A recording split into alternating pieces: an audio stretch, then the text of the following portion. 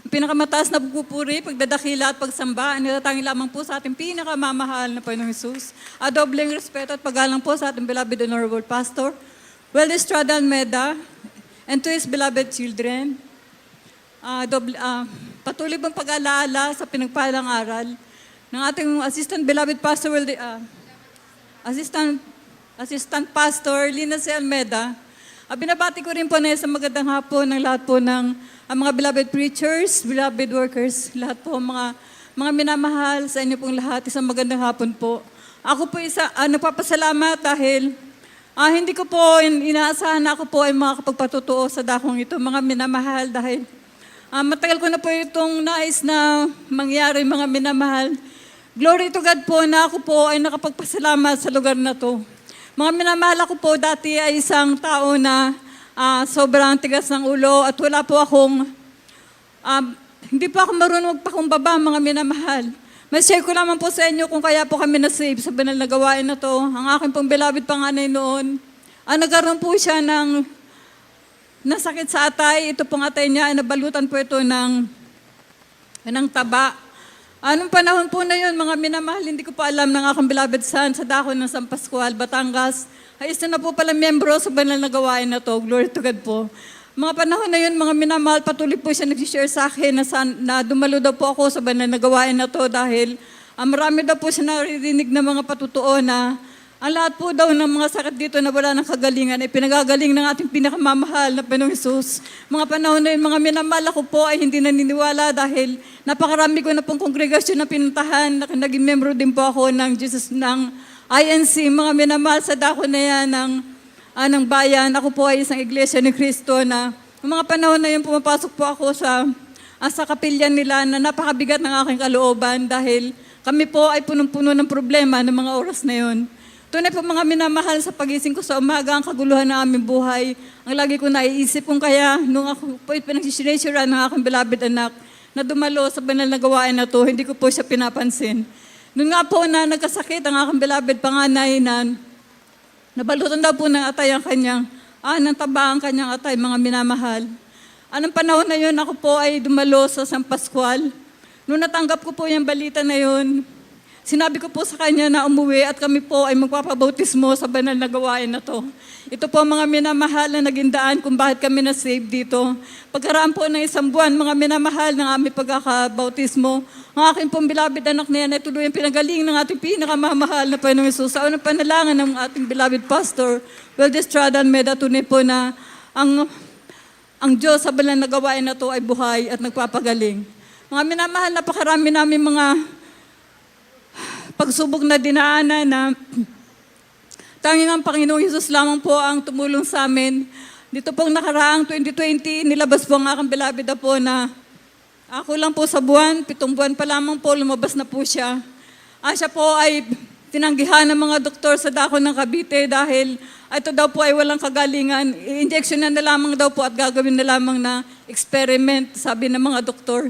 Kung kaya ako po, mga minamahal, ay humingi ng baka prayer sa dakong ito, sa lahat po ng halos dako ng mga banal na gawain. Humingi po ako ng baka prayer, mga minamahal, at nag-alay din po ako ng pag-aayuno sa dako ng Molino na ako po ay na-lockdown doon. Mga minamahal, tunay po na napakabuti ng ating pinakamamahal na Panginoong Hesus dahil pagkaraan po na inuwi ang aking beloved na po sa aming bahay.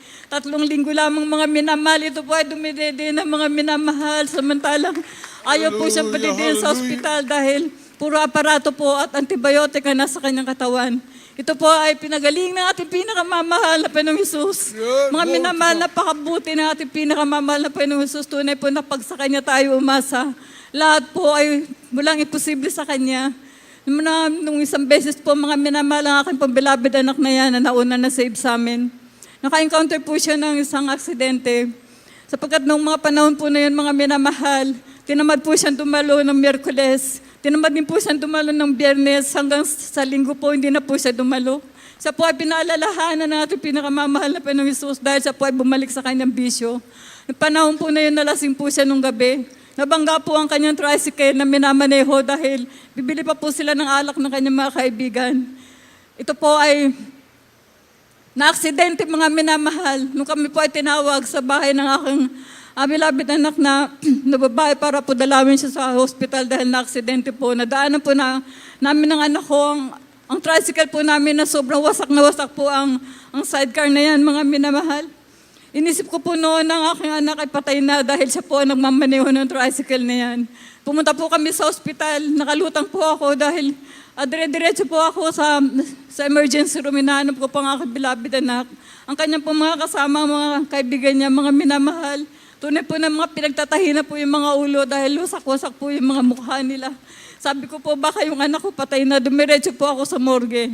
Hinahanap ko po ang anak ko doon, pero wala po siya doon. Isang pulis po ang lumapit sa akin na sinabi, ang anak ko daw po napapahinga lamang sa kanilang presinto dahil lasing daw po nagmamaneho. Tunay po mga minamahal na siya po ay pinag-ingatan pa rin ng ating pinakamamahal na po ng Isus. Sa kabila pa mga minamahal ng kanyang panghihina, ako po nagpatuloy sa paglilingkod, nagpakainit. Kaya mga minamahal, tunay po na kapag tayo naglingkod sa ating pinakamamahal na Panginoong Isus na ang ating mga kasama, mga minamahal sa buhay, pag-iingatan din po. Ito po, lubos kong pinagpapasalamat sa ating pinakamamahal na Panginoong Isus. Ito po ang naging dahilan mga minamahal kung bakit muli po siyang bumalik sa paglilingkod. Isa po siyang beloved finest choir, mga minamahal. Tunay po na napakabuti natin pinakamamahal na Panginoong Isus. Dito rin po sa banal na gawain na to. Binago niya po ang aking pag-uugali, mga minamahal. Dati po hindi po ako nagpapahaba ng buhok dahil napakainit po nito sa aking bato. Hindi rin po ako nagsusuot ng mahahaba, mga minamahal. Ako po, kung ano po yung barber's cut ng mga lalaki, yun din po ang gupit ko, mga minamahal. Hindi rin po ako nagsusuot ng may kabanalan. Subalit dito po sa banal na gawain na to, tinuruan po ako magbihis ng ating pinakamamahal na Panginoong Isus. Lubos ko po itong pinagpapasalamat, mga minamahal. Ang aking po yung beloved apo na babae po, namatay din po ito sa loob ng tiyan ng kanyang nanay dahil ang kanyang beloved nanay po naubusan po ng tubig. Lumabas na po ang panubigan ng aking beloved manugang niyan. Ang baby po nasa lupa po ng kanyang tiyan. Paglabas po ng baby, patay na po ito, mga minamahal. Kulay violet na po ito, mga minamahal. Kami po ay humingi uli ng baka prayer sa mga beloved children, sa lahat po ng mga beloved manggagawa, mga minamahal, sa mga beloved preacher. Ang baby po na yan, binigyan ng buhay ng ating pinakamamahal na Panginoong Isus. Tunay po mga minamahal, sino po ba ang doktor ang makakagawa nito? Wala po, mga minamahal. Tunay po nga ating pinakamamahal na Panginoong Isus lamang po ang makakagawa. Kung kaya bakit po wala po tayong dahilan, mga minamahal, para malamig sa ating paglilingkod dahil kapag tayo po ay tumawag sa Kanya ng tunay, ang ating puso malinis, tayo po ay papakinggan ng ating pinakamamahal na Panginoong Isus. Napakadakila ng ating pinakamamahal na Panginoong Isus, mga minamahal. Kami po dati nasa kahirapan. Dati po kami nakatira dyan sa likod ng simbahan na yan sa Sarmiento Street, mga minamahal. Kami po ay nagkaroon dyan ng bilyaran. Yun lamang po ang pinagkakakitaan ko noong mga panahon na yun, mga minamahal, dahil nga sa ang aking beloved husband, mga minamahal, ay isang lasenggo at maraming bisyo. Kami po ay binago ng ating pinakamamahal na Panginoong Isus sa banal na gawain na ito. Binigyan po kami ng kabuhayan, mga minamahal. Binigyan po ang aking beloved anak ng sasakyan na nagagamit po sa aming paglilingkod, sa kanyang trabaho, mga minamahal. Pinagpala po kami, mga minamahal, ng isang bahay na hindi ko man po hiningi. Ito pinagkaloob sa atin sa amin ng pinakamamahal na Panginoong Isus.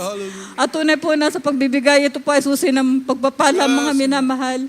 Kahit po konti o magkano lamang aking pera, ako po ito nagtatapat sa ating pinakamamahal na Panginoong Isus. Dito po kami pinagpapala, mga minamahal. Napakarami pong patuto, mga minamahal, mga pagpapala na ginawa sa buhay namin, subalit napaisip po na ating oras. Kaya hanggang dito na lamang po muna ang lahat ng pagpapurihan po sa salamat. Natatangi lamang po sa ating pinakamamahal na Panginoong Isus.